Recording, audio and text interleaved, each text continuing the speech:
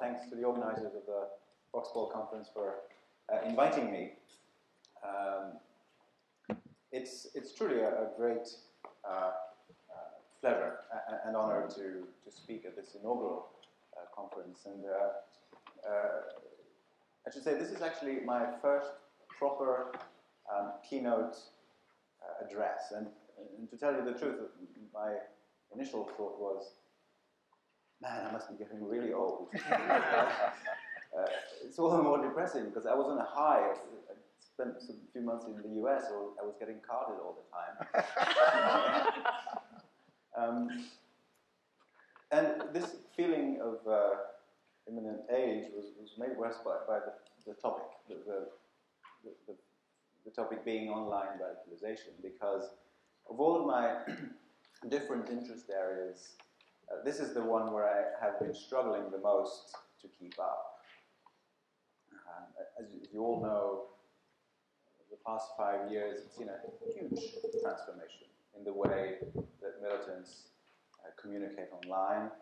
And as Peter was alluding to, and as Peter and his researchers are involved in, that there is a revolution going on in the methods and the tools available to study online extremism. Here I am with not even any PowerPoint slides. The changes that we've seen are enormous. Some of you here have been around for long enough to remember the early 2000s, or even the pre-9/11 era. And I think we can safely say that the days when the online jihadi universe was 10 or 20 forums and sites, and when you could get away as an academic just by describing things are certainly over.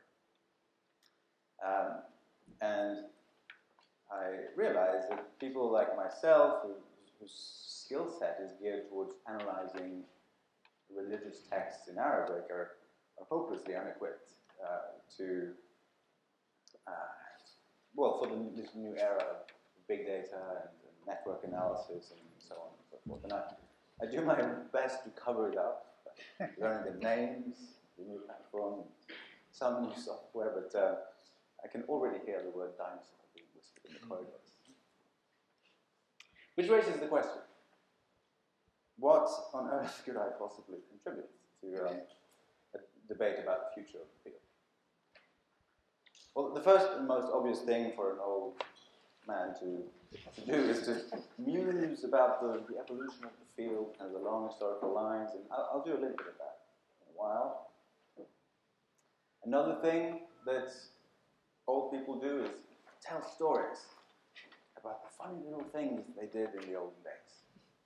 I could go on like, when I was young, we printed out jihadi websites and kept them in folders. It's true. We did, at least until about 2002. And we would take screenshots with handheld cameras. Or no, that's not true. It's not that bad. But you get the picture. But I want to do a little more than that. I hope that I'm young enough to add something a little more substantial, something more conceptual. And what I want to do today is sketch out, well, let's call it a research program on the limitations and the bottlenecks of militant internet use. In other words, the research on the types of problems that militants encounter online and the ways that they try and get around them. I think this is important and valuable for at least 3 reasons. First of all, it offers a perspective that can help avoid exaggeration and hyperbole about the role of the internet.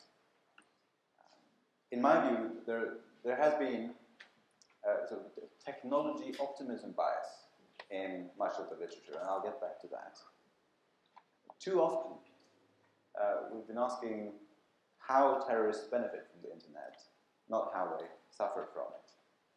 And this is all the more true for the media coverage of terrorism on the internet, which is very exaggerated, I think, in terms of arguing its importance. The second reason to study limitations is that I think it can be a very useful heuristic. It can help us help us discover the precise effects of the new technologies, and last but not least, the mechanisms behind those effects. For example, I'll show later on how looking at limitations can help us explain why, say, the jihadi forums were constructed the way they were, why they were designed in this particular way, and why jihadi groups are not recruiting as much online as one might expect. The third reason to focus on limitations is that it can help develop countermeasures, smart countermeasures, because obviously if we know what problems militants face online, we can try and exacerbate them.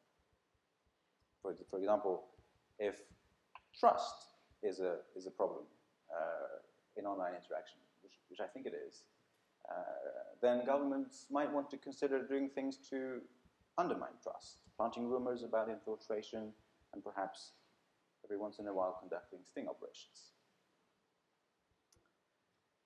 So the rest of my talk is going to be divided into two parts. In the first, I'll explain why I think there's been an optimism bias, or technology optimism bias, in the research so far. And in the second part, I'll elaborate on three important problems that bother militants online.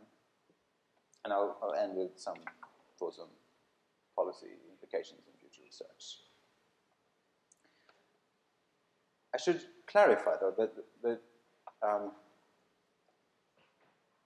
I'm speaking to a kind of a subset of the online extremism set of issues. I'm focusing on the issue of the utility, the internet's utility for mobilized activists. I have in mind, when I'm speaking, I have in mind an ideal type scenario in which groups of already radicalized militants try to get things done via the internet. Be it recruiting, or mounting operations, or spreading a message, or something else. But I'm not speaking to the dynamics of individual radicalization, like how people are affected by digital propaganda or by online interactions, or the relative role of online interactions versus real-life interactions. Some of the things I'm saying might have some bearing on this, but this is not my main concern. But that said, I still think that the general heuristic, this rule of thumb of looking for limitations, asking what is not working for them, is useful also for studying radicalization. You can ask questions like, what does digital propaganda not do for people? What are the propagandists concerned about when they produce material? Or why is digital propaganda more effective on some people than on others? So on and so forth. Let me start with the premise of my argument, which is that there is a need for more technological pessimism. Pessimism on behalf of the militants, that is, in the research. And to me, it's pretty clear that we have spent far more time asking how the internet can help terrorists than how it bothers them. There's a digital empowerment assumption that looms very large in much writing about this. And this is for good reason. For a start, people like to be ahead of the curve, especially academics and analysts. So when a new clearly significant technology is introduced, it's natural to start thinking about all the potential implications. And because nobody wants to be caught off guard by a new threat, and nobody certainly wants to be the one who dismissed a threat that later turns out to be significant. And we have to be honest about the fact that the main market for our research, or for terrorism research on the internet, is policymakers, who are even more afraid of being caught off guard. They're even more prone to making sure they veer on the kind of the side of vigilance rather than downplaying. Given that this is our main market and the people who often fund our research, academics have had an incentive to emphasize the dangers of the new technologies over its limitations. Another reason is obviously that the militants really have been using the internet a lot. Jihadis in particular have had a very strong online presence since the late 1990s, and so it's natural to think that if they're there, they must be for a reason.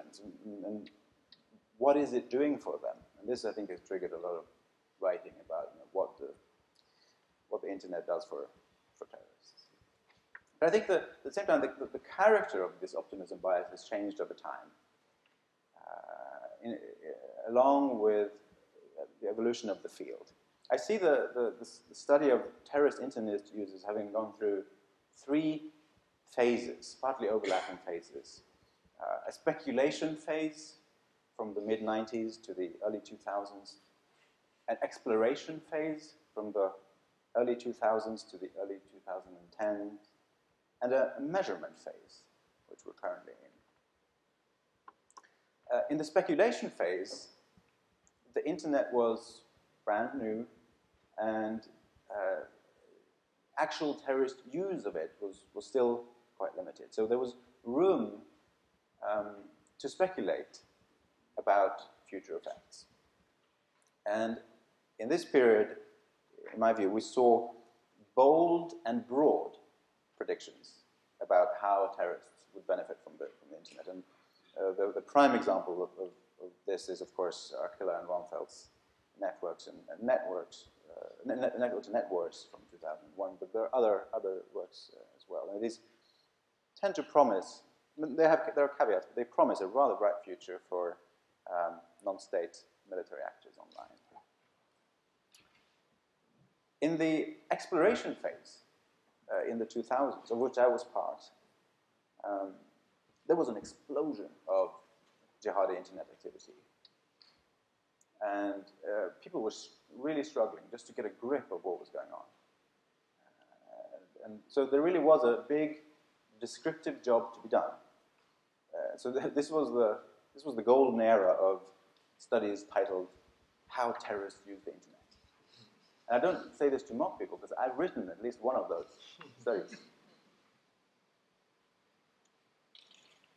And in this period, we saw, in my view, bold and specific predictions about how terrorists would benefit from the internet. Exemplified, I mean, you can find this in many, many studies, but perhaps the most prominent was Gabriel Wyman's works, his book from 2006, which is based on an earlier study in 2004, in which he lists 8 major ways in which terrorists can use the internet.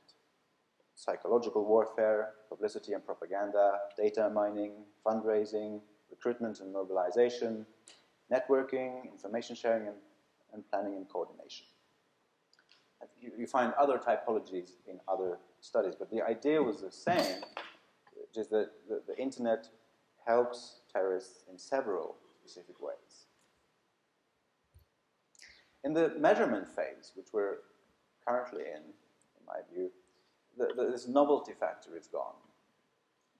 It's increasingly rare to see studies or newspaper articles basically say, gee, the terrorists use the web too. Isn't that wild?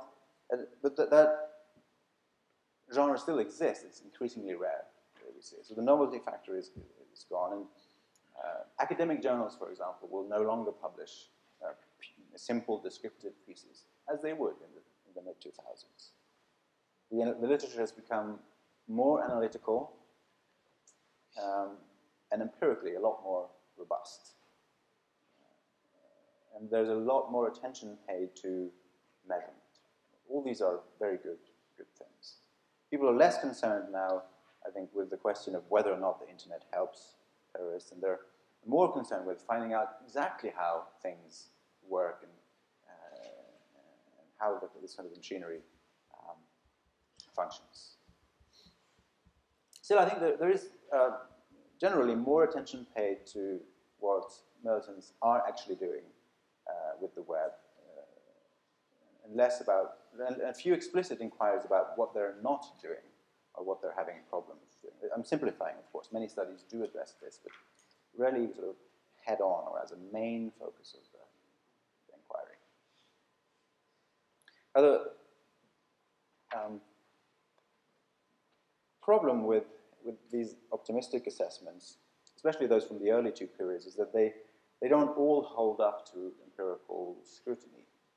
Well, first of all, there's the kind of the big observation that if the internet really was that useful, we would see a lot more terrorism in the West. And also, the amount, if internet propaganda really caused terrorism, there should be a proportional, the amount of terrorism should increase proportionally with the quantity of material out there. Neither of those are the case.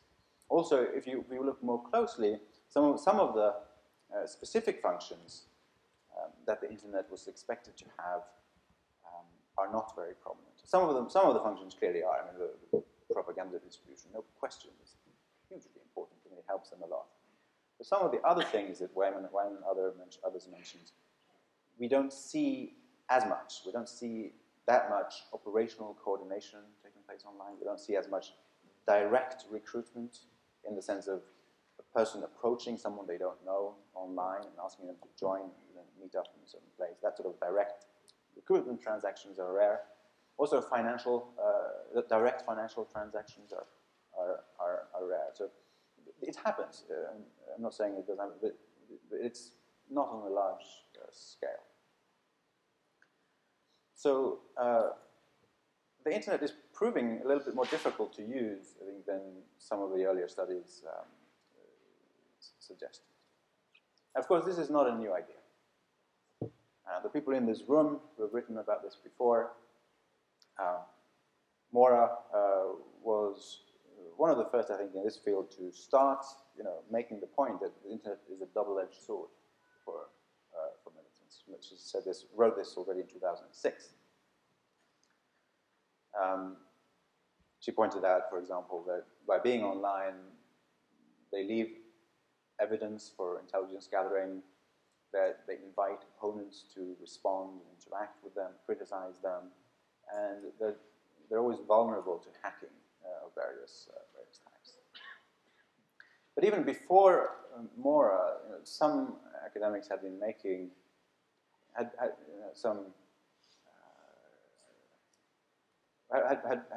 written about some limitations that the internet might have. So the sociologist Mario Diani wrote already in 2000 that he did not expect the internet to be used for very high-risk transactions, like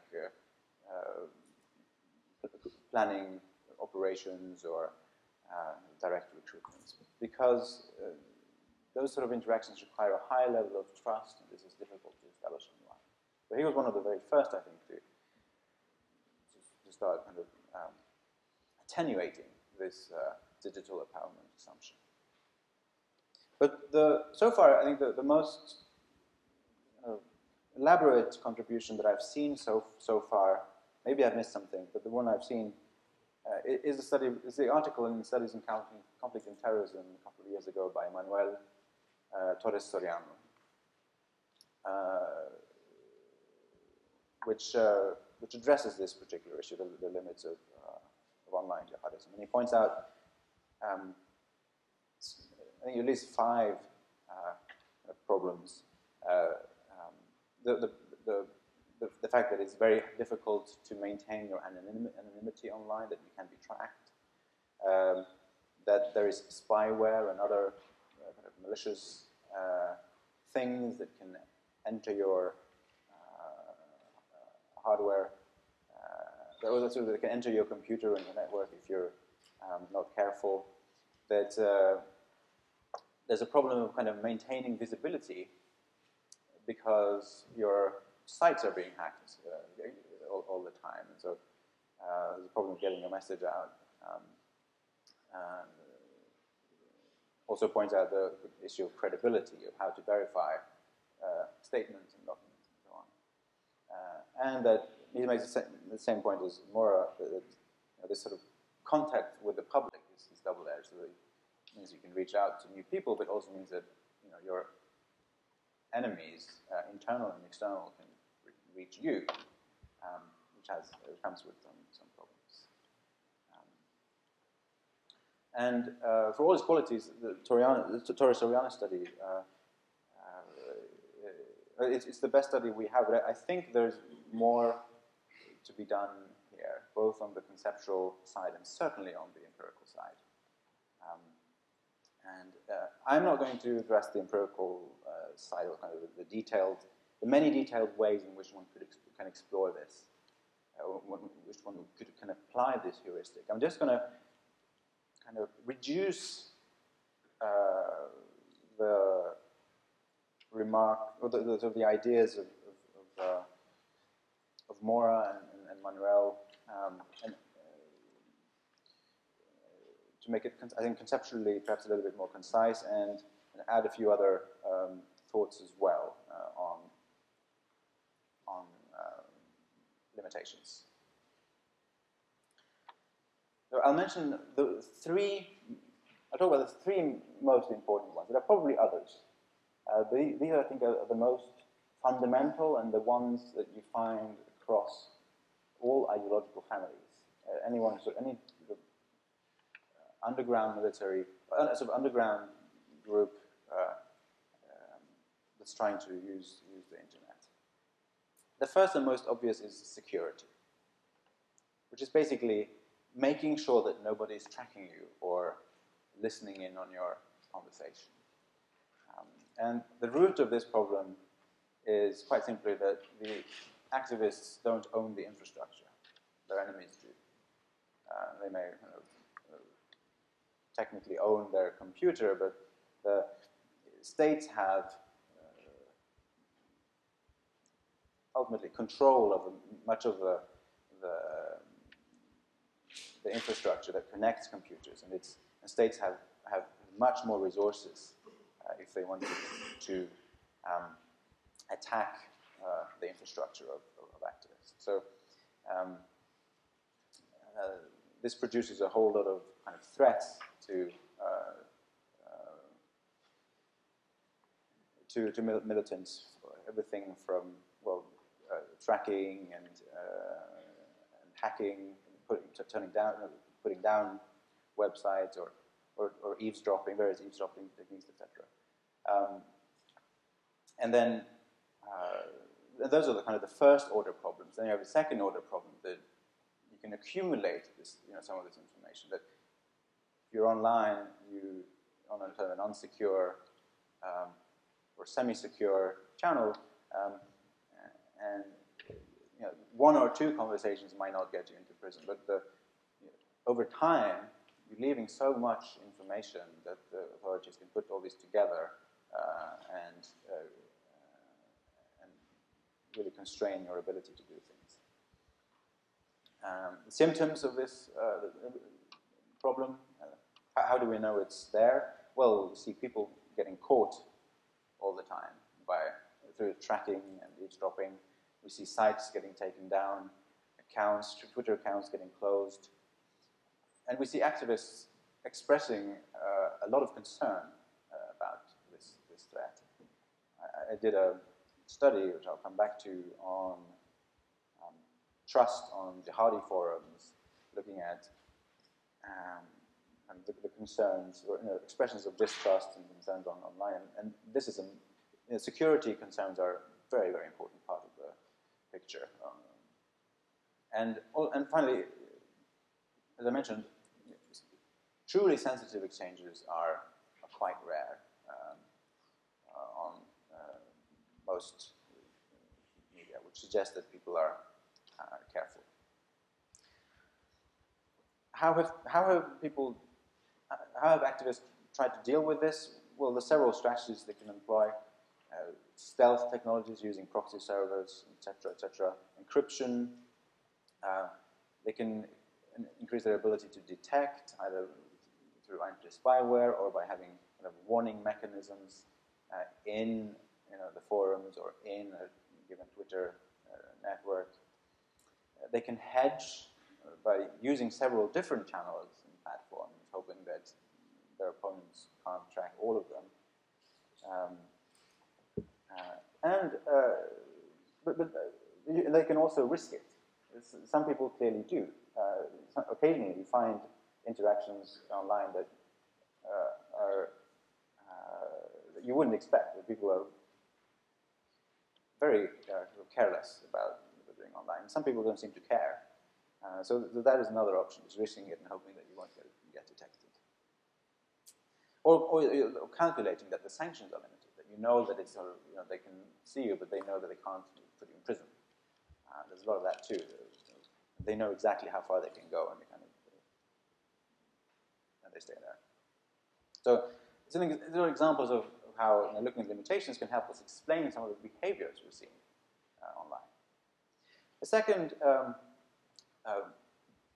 key problem is trust, and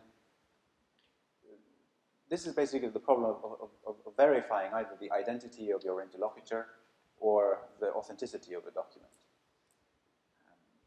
And this comes in after you've kind of solved the security problem. Let's assume you've solved the security problem, you have a secure channel, you still don't know, you still can't always be sure that the people you're dealing with are who they say they are, that they're not infiltrators, for example, or that what you're reading is a real statement and not a forgery intended to cause confusion.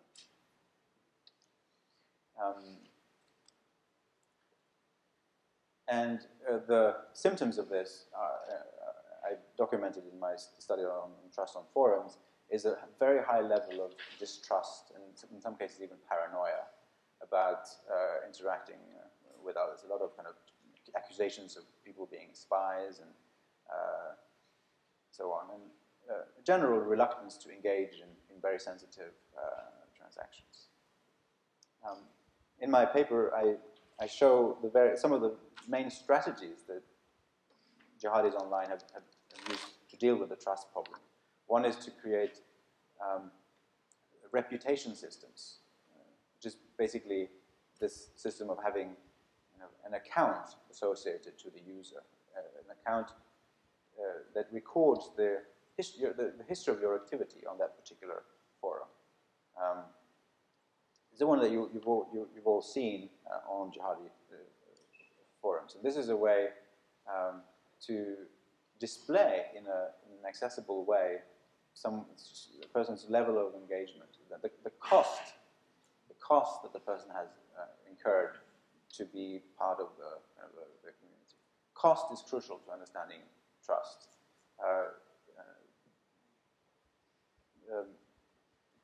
Signs of trustworthiness have to be costly. They have in some way, either in financial or time or pain terms.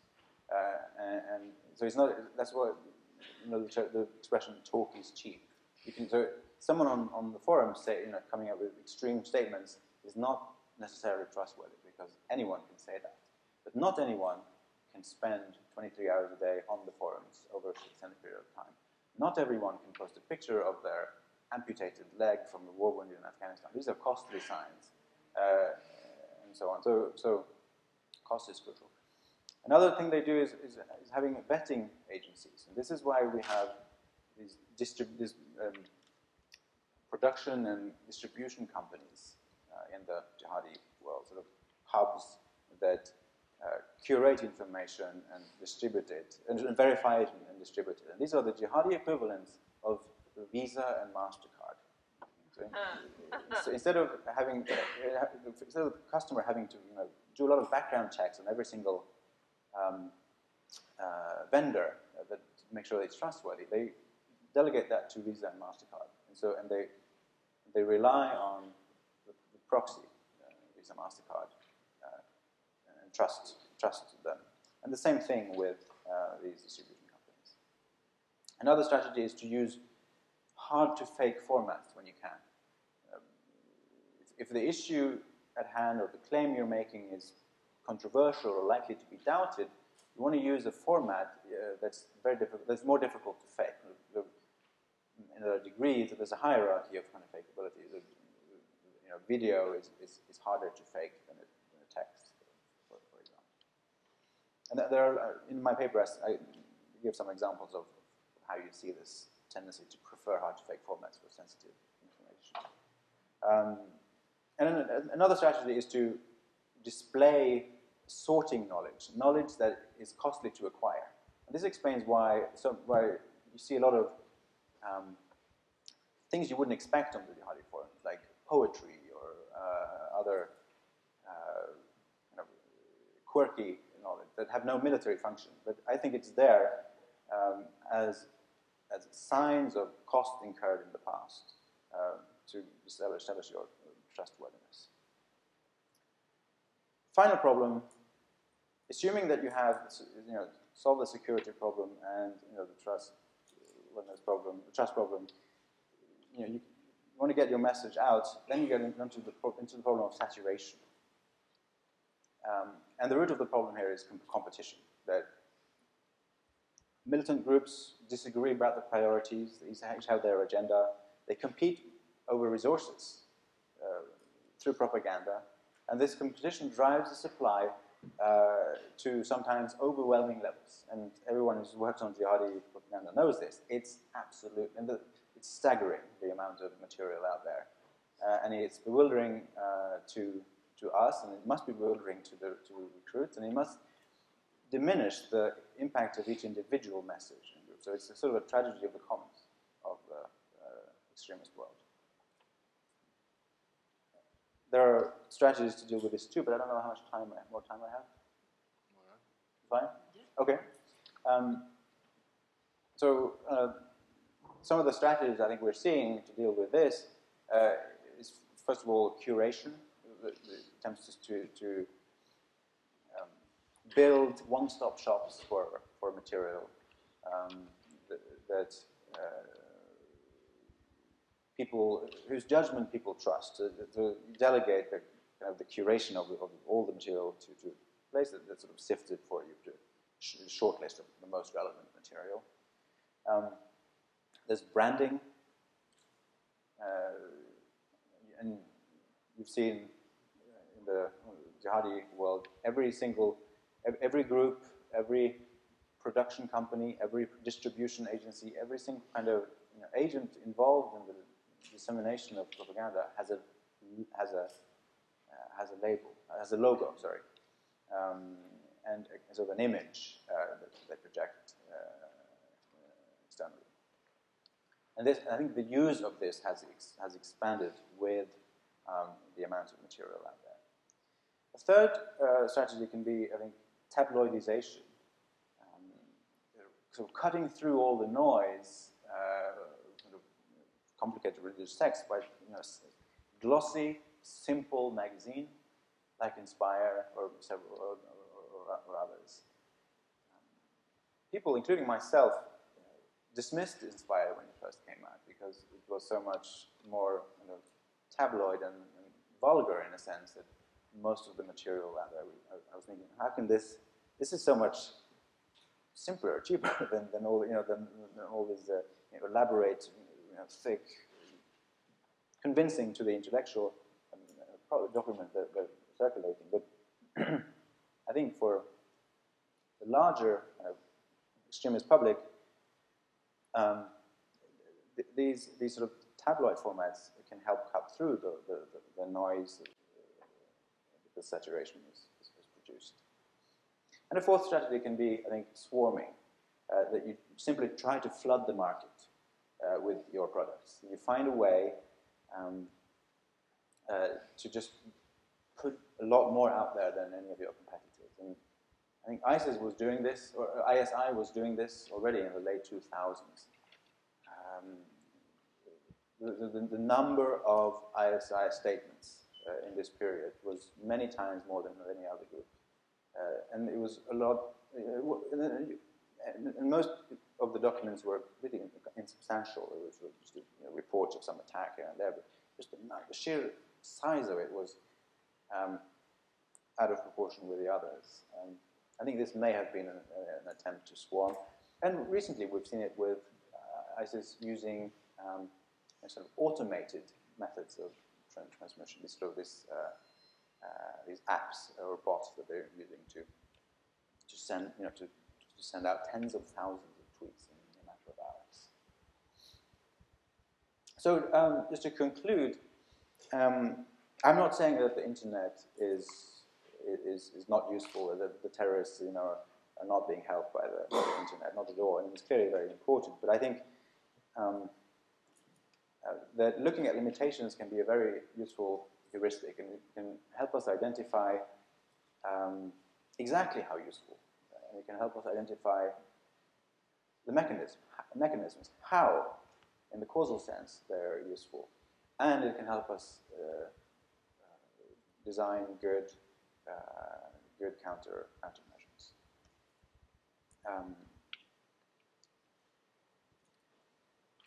There are some remaining questions for each of these problems that I hope someone will pick up in the future. For example, in the security on the security problem, one interesting thing that has puzzled me is why and when do some people risk it? Why are some people so careless on social media? Clearly, there's something about the kind of your level in the your kind of position in the radicalization ladder. If you're starting out, you're less aware of the implications, so you're more careless, and then later on, when you become a more senior operative, you may become more careful. But at what precise threshold of extremism or experience do people start taking precautions? And this sort of question I think is interesting. On the trust side, we so far I think only have one study on the effects of the trust problem. I think we need more, particularly in the light of the fact that that people seem to be trusting each other more than I expected, at least, on Facebook and Twitter. I think this has something to do with repression, that repression, especially of foreign fighter recruitment, is low, lower than it was for kind of terrorist operations in the West. And at low levels of repression, the trust problem is smaller, and there's less of a concern among the users. But we need to do more studies on this, so we'll see whether it's really about repression. I'm also very curious to see how much variation there is between kind of ideological families. Whether the trust dynamics are the same on extreme right forums and Twitter networks as they are on the jihadi side. Particularly since some of the strategies that I mentioned are culturally, probably culturally specific. The jihadi poetry and all that. The things, the kind of the sign knowledge, this things that people look for to trust one another, has a culturally specific dimension. And how does that play out in different other ideological families? Would be interesting to find out. And we're also interested to study the variation between platforms, how the trust level varies across platform, because the trust level is clearly, to some extent, contingent on the architecture of the platform. The amount of kind of sorting knowledge you can put on there, the amount of kind of historical information you can put on there, the elaboration of the reputation system and so on varies. I would have expected Twitter, for example, to be a very a medium that's very unconducive to trust, because it has very low bandwidth. It's just text. You can, of course, upload pictures, but in principle, it's just short text, which are easy to fake in principle.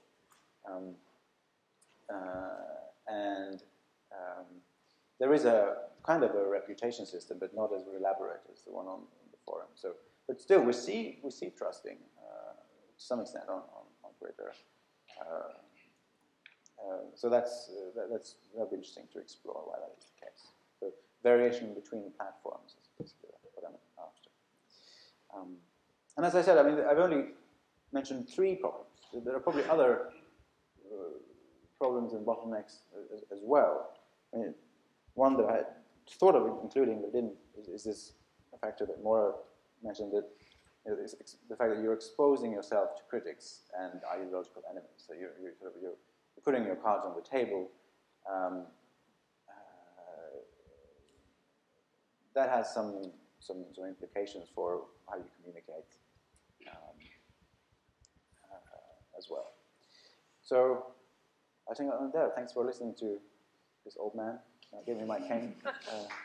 I'll really look forward to the rest of